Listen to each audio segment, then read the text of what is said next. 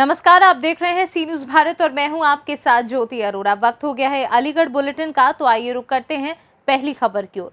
अलीगढ़ के गांधी पार्क थाना इलाके के विकास नगर में प्रॉपर्टी के विवाद में दो सगे भाइयों में विवाद इतना बढ़ गया कि भाई ने अपने माता पिता और बड़े भाई की बेटी की घर पर ही हथौड़े से हत्या कर दी।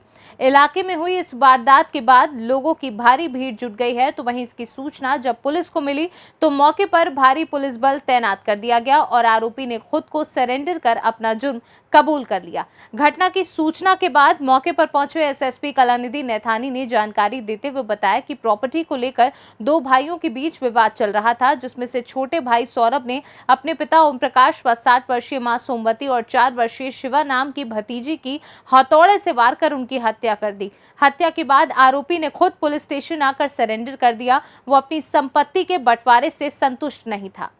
गुस्सा आया, 2 साल का मैंने निकाल दिया। बस क्या किया? मार दिया दोनों को। किसको? पापा को मैंने 2 साल से 3 साल से कह रहा हूँ मैं छोटा मोटा काम चलवा दो, कुछ भी मतलब। आज क्या बात हुई? आज क्या बात हुई? ऐसे में आ गए थे, मैंने काम डाल मतलब। घर पे कौन कौन था? घर पे कौन कौन था? मम्मी दोनों थे, केवल मम्मी पापा। अच्छा, कैसे मारा? जो कुछ हाथ में आया वो मार दिया। क्या हाथ में आया? हथौड़ा आया था, हथौड़ा मार दिया। हथौड़ा कहाँ रखा है अब? वहीं पर होगा बात, शायद बालकनी में या बाथरूम में होगा शायद।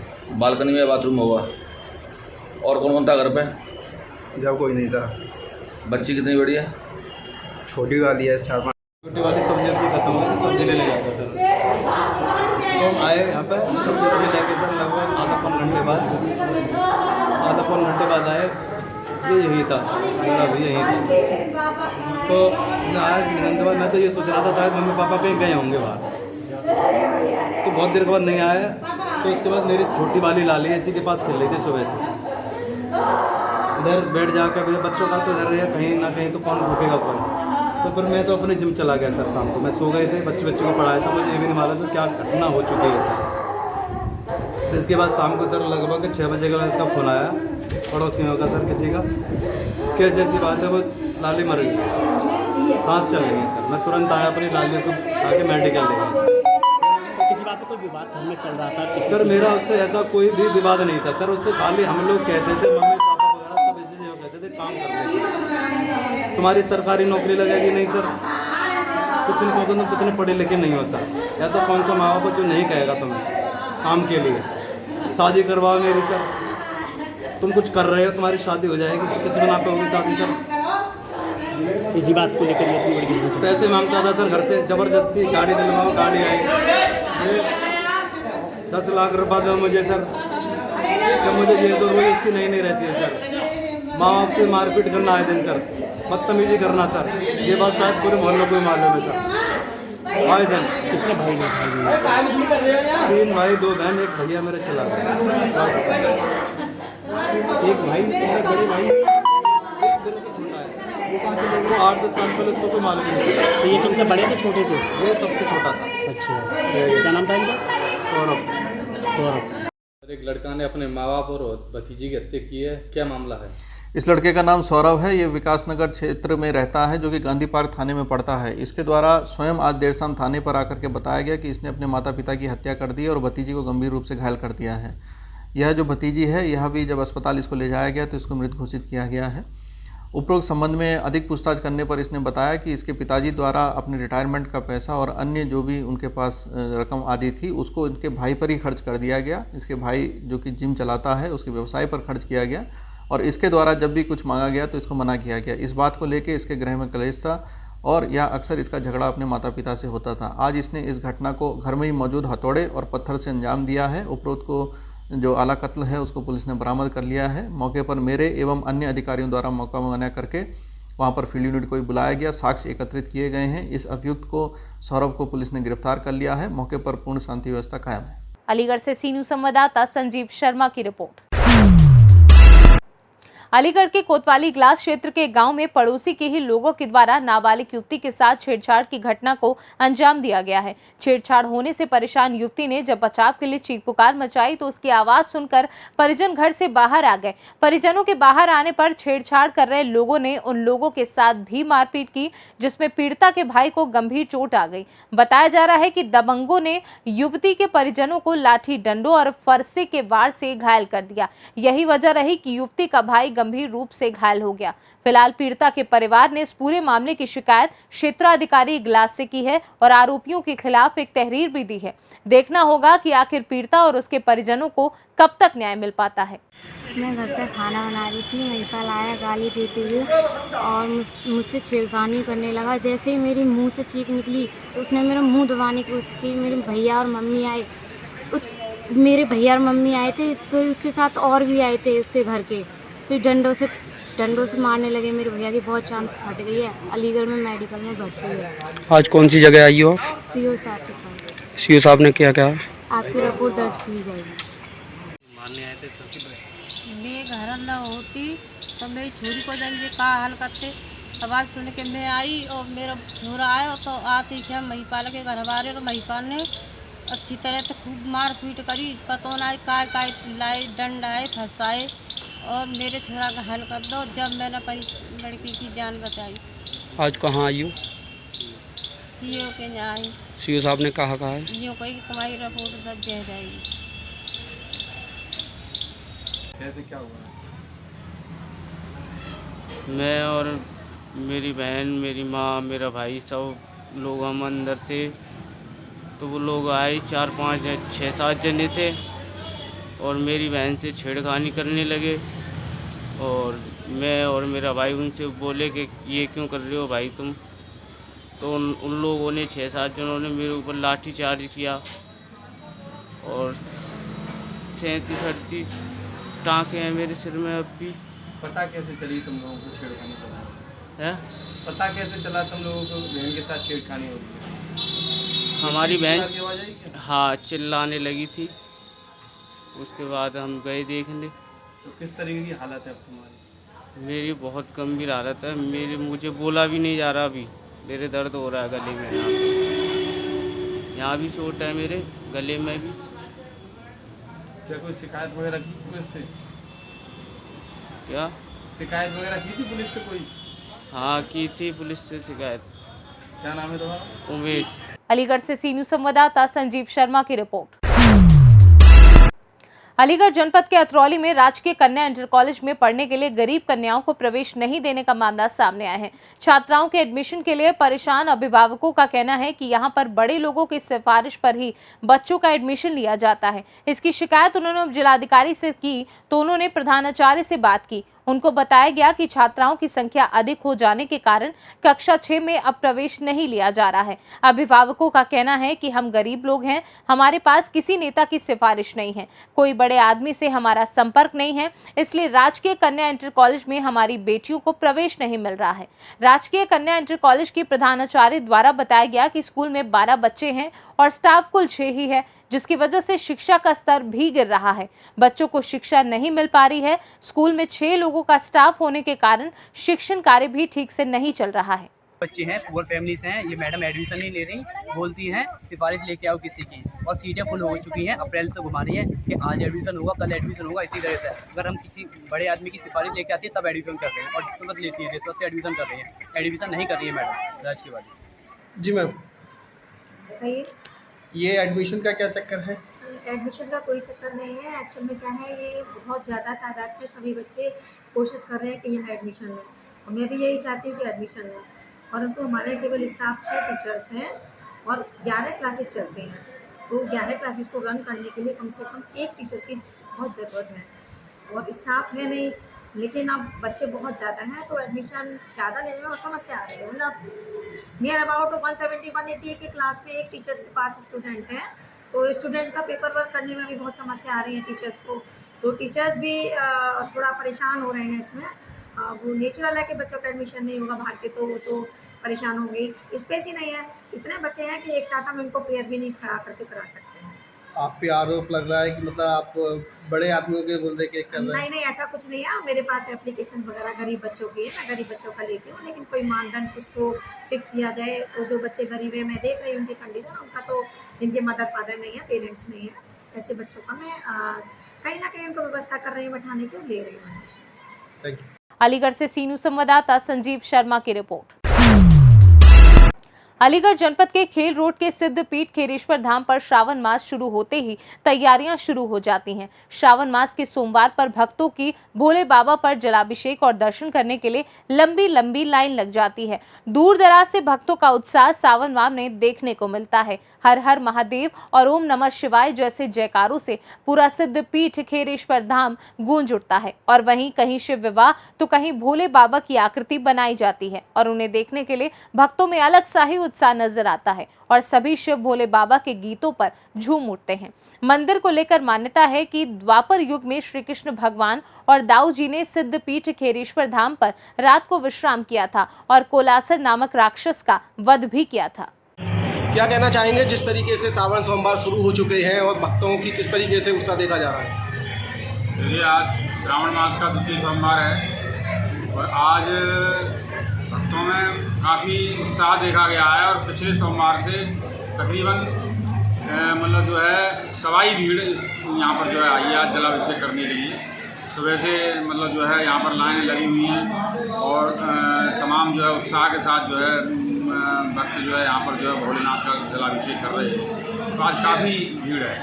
यदि देखा जाए तो परिसर में झूले वगैरह किस तरीके की मनोरंजन के लिए लगाए जाते हैं क्या? हाँ, झूले वगैरह भी लगे हुए हैं और रस्सी के झूले भी पड़े हुए हैं, यहाँ पर डलवाए जाते हैं क्योंकि सावन के सोमवारों का मेला होता है। तो यहाँ पर जो है ग्रामीण क्षेत्र से हमारी वृक्ष संस्कृति की परंपरा रही है।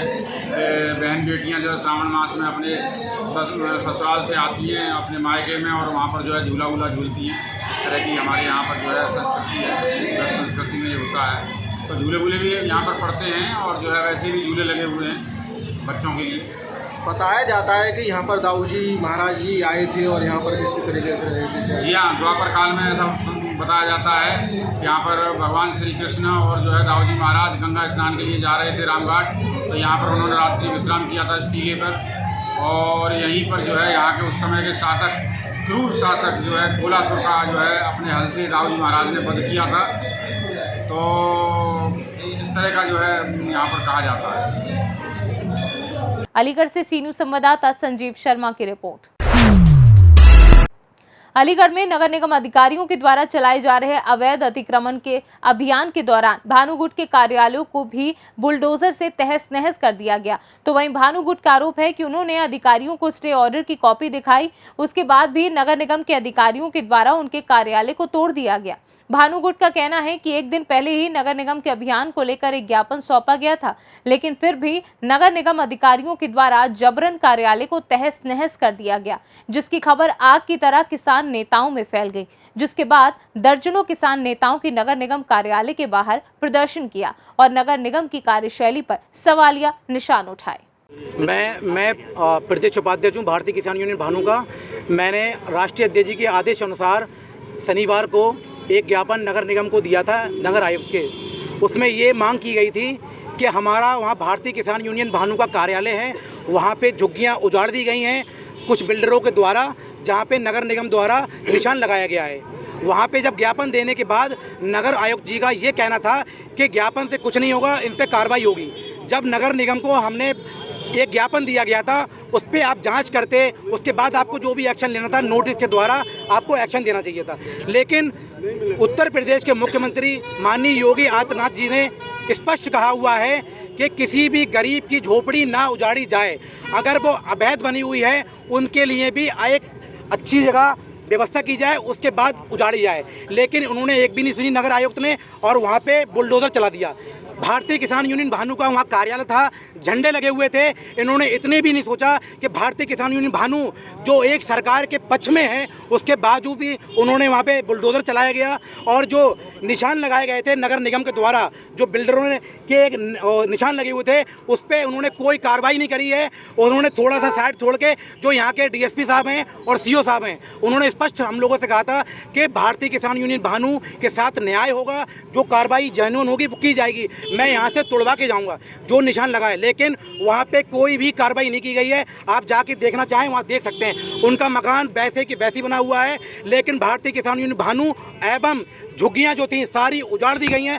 अगर उनको न्याय नहीं दिया गया तो भारतीय किसान यूनियन भानु आंदोलन करेगा, जब तक करेगा। और माननीय मुख्यमंत्री जी से नगर निगम की शिकायत की जाएगी और जितने भी भ्रष्ट अधिकारी और नेता हैं उनके पास सख्त से सख्त कार्रवाई करने का निर्णय लेगी। आपके कार्यालय पर बुलडोजर चला क्या वो भी अवैध बना हुआ? अवैध, अगर कोई अवैध बना हुआ है तो आप नोटिस देंगे, सरकारी नोटिस होगा। जब आप उस पर हाउस टैक्स वसूल रहे हैं, जब हाउस टैक्स वसूल रहे हैं तो वो अवैध कैसे बना हुआ है, और अवैध बना है तो आप प्रॉपर तरीके से नोटिस दीजिए। स्मार्ट सिटी को लेकर कार्य कर रहा है जी जी, तो उसके जो अवैध निर्माण है तोड़ा जा रहा है, तो उसका विरोध फिर क्यों? अवैध निर्माण अगर तोड़ा जा रहा है, मैंने सीओ साहब से भी कहा था और डीएसपी साहब से भी कहा था कि आप अगर भारतीय किसान यूनियन भानु का कार्यालय तोड़ना चाहते हैं स्पष्ट तोड़िए, लेकिन जांच के आदेश अनुसार आप स्पष्ट न्याय करिए। जो उन्होंने निशान लगाए हुए हैं उस पर भी कार्रवाई करिए। मैंने कहा था आप भारतीय किसान यूनियन भानु का कार्यालय बाद में तोड़िए, पहले जो निशान लगाया हुआ है आप उस पर कार्रवाई करिए। उस पर कोई कार्रवाई नहीं की है, एक तरफा कार्रवाई की गई है। भारतीय किसान यूनियन भानु का कार्यालय ध्वस्त कर दिया गया है, बुलडोजर चला दिया गया है और जो गरीब बेचारे बैठे हैं झुग्गी वाले उनको बेसहारा कर दिया गया है। इन्होंने माननीय मुख्यमंत्री जी की और सरकार की अवहेलना करी है नगर निगम के द्वारा। आपका कार्यालय बना है, अवैध जगह पे बना हुआ था? अवैध जगह पे नहीं बना हुआ था, उस पर हाउस टैक्स दिया जा रहा था और विदाउट नोटिस अगर कोई अवैध है उस पर आप नोटिस देंगे सरकारी गवर्नमेंट का या सिविल कोर्ट के द्वारा। उस पर स्टे भी लगा हुआ है 2017 से। आप कब तक यहाँ धरने पर रहेंगे? जब तक मांगे पूरी नहीं होंगी, जब तक उन लोगों पे कार्रवाई नहीं होगी। और कौन लोग हैं वो? जो हमें नहीं पता, जो निशान नगर निगम के द्वारा बनाया गया है उसमें जो है जो भी नगर निगम के जो कुछ अधिकारी मिले हुए हैं और बिल्डर मिले हुए हैं जिन्होंने भारतीय किसान यूनियन भानु एवं इन झुग्गियों वालों को बेसहारा कर दिया है। ये भारतीय किसान यूनियन भानु बर्दाश्त नहीं करेगा, इसकी मांग सरकार तक ली जाएगी। कहा गया था कि हमने लगातार इन्हें नोटिस दे रहे हैं। कोई नोटिस नहीं है, नोटिस की कॉपी दिखाते हैं। ये कोई नोटिस अगर गवर्नमेंट का दिया है दिखाएं कॉपी उसकी। क्या किसी के कहने पे तोड़ा गया? बिल्कुल, बिल्डर जो प्राइवेट बिल्डर हैं उनके कहने पे तोड़ा जा रहा है। नगर निगम इसमें मिला हुआ है। क्या नाम है आपका? मेरा नाम शहजाद खान, मैं प्रदेश उपाध्यक्ष हूँ भारतीय किसान यूनियन भानु का। कहा भी रिक्वेस्ट की, भारतीय किसान यूनियन भानु का कार्यालय था जिस दुकान को तोड़ा गया, उनके पास स्टे ऑर्डर था। उन्होंने सुबह में भारतीय किसान यूनियन के पदाधिकारियों ने आकर के ज्ञापन दिया और ये रिक्वेस्ट की कि सोमवार तक आप रुक जाइए, आपको जो भी चीज़ चाहिए हम लोग करेंगे। लेकिन उन्होंने किसी का कोई आग्रह नहीं माना, ना उस स्टे ऑर्डर को देखा और एक तरफा कार्रवाई करना। बात उसकी नहीं हो रही कि जो झुग्गियों में रह रहे, झुग्गियाँ तो 2 दिन पहले हटा दी गई थी, झुग्गियों की बात नहीं हो रही है। बात हो रही है कि भारतीय किसान यूनियन के प्रदेश उपाध्यक्ष जिनकी एक दुकान थी जिस पर स्टे ऑर्डर था, उस स्टे ऑर्डर को वो दिखा रहे थे लेकिन अधिकारियों ने उसे देखने तक की जरूरत नहीं की। क्या ये तानाशाही नहीं है? क्या मौजूदा सरकार में अफसर तानाशाही चल रही है? बिल्कुल। अरे भाई मैं कह रहा हूं मौजूदा सरकार में नहीं चल रही, जो अधिकारी हैं वो सरकार को बदनाम करने के लिए ये कुकर्म कर रहे हैं, इनकी नहीं चलने दूंगा। मैं सरकार का समर्थक हूँ, मैं सरकार का समर्थक हूँ। पर्चा दे दूं जी। आज किस लिए आप यहाँ बैठे हैं? हमने घेराव इसलिए किया है कि माननीय गरीब दलित मजदूर जो किसान लोग हैं, जो मजदूर लोग हैं, उनकी बस्तियों को नगर निगम ने उजाड़ दिया है। जबकि उत्तर प्रदेश के मुखिया माननीय योगी आदित्यनाथ जी का कहना है कि जब तक गरीब की झुग्गी ना उजाड़ी जाए, जब तक उनका यथावस्थिति उनकी ना बना दी जाए, उनका वैकल्पिक व्यवस्था ना कर दी जाए, उनकी झुग्गी नहीं उजाड़ी जाए। माननीय मुख्यमंत्री का आदेश है। लेकिन यहाँ के नगर निगम ने, यहाँ के एमएनए ने और बिल्डरों की चाल समझ के बिल्डरों से मिलके उनसे साठ गांठ करके और इन गरीबों को उजाड़ दिया है। आज उसी उपलक्ष्य में हम एमएनए का घेराव करेंगे, इसमें ताला मारेंगे। एमएनए की जो हिटलरशाही है, गुंडागर्दी है, यहाँ के शासन प्रशासन की जो गुंडागर्दी है, ये भारतीय किसान यूनियन भानु के लोग, ये तमाम सिपाही आज अड़े हुए हैं और उन गरीबों को न्याय दिलवा के जाएंगे। क्या वहाँ पर आपका कार्यालय भी था क्या? वहाँ पे हमारा भारतीय किसान यूनियन का भानु का कार्यालय था और उस भानु के कार्यालय पर भी इन्होंने बुलडोजर चला दिया और हमारे कार्यकर्ताओं से ये बोला गया, हमारे पदाधिकारी से ये बोला गया कि हम जाँच कर रहे हैं और जाँच करने के बहाने इन्होंने बुलडोजर से हमारा कार्यालय ध्वस्त कर दिया। लेकिन जिस तरीके से आप सरकार के पक्ष में रहेगा, सरकार के द्वारा आपकी सुनी नहीं आ रही इसमें? सुनी क्या, अब आप लोग आए हैं, अभी हम वार्ता करेंगे, MNA से मिलेंगे, अधिकारी से मिलेंगे, हमारे राष्ट्रीय अध्यक्ष जी आ रहे हैं, प्रमुख महासचिव प्रेमपाल चौहान जी हैं, तमाम लोग अलीगढ़ की मौजूद। मैं नोएडा से आया हूँ, मैं उत्तर प्रदेश का संगठन महामंत्री हूँ और मौजूदा प्रधान भी हूँ उमरी का। तो अभी सब लोग हमारे कार्यकर्ता लोग इकट्ठे हुए हैं, अभी राष्ट्रीय अध्यक्ष जी भानु प्रताप जी पहुँच रहे हैं, अभी अधिकारियों से बात होगी और इनको न्याय दिलवा के जाएंगे। अगर न्याय नहीं मिला तो भारतीय किसान यूनियन भानु राष्ट्रीय अध्यक्ष जी का आदेश है कि हम MNA की और नगर निगम की हम ईंट से ईंट बजा देंगे, हम ईंट से ईंट बजा देंगे जब तक इनको न्याय नहीं मिलेगा, हम यहाँ से हटेंगे नहीं। एक दिन एटा में एक SDM साहब एक गरीब की झोंपड़ी तोड़वा रहे थे। मैंने कहा यदि गरीब की झोंपड़ी अमीरों से पैसा लेकर तोड़ी जाएगी तो भानु प्रताप सिंह का जलेसर में महाभारत होगा। ये लाइव चली, मैंने कहा इसको कर लो वायरल।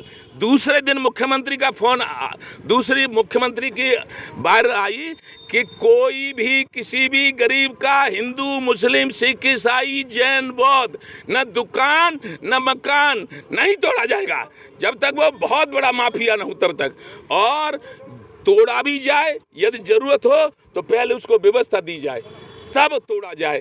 और ये इसी मांग को लेकर मैंने समर्थन किया 14 में भाजपा का, 19 में भाजपा का, 17 में भाजपा का, 22 में भाजपा का, और हम निहोरे कर रहे हैं आयुक्त से।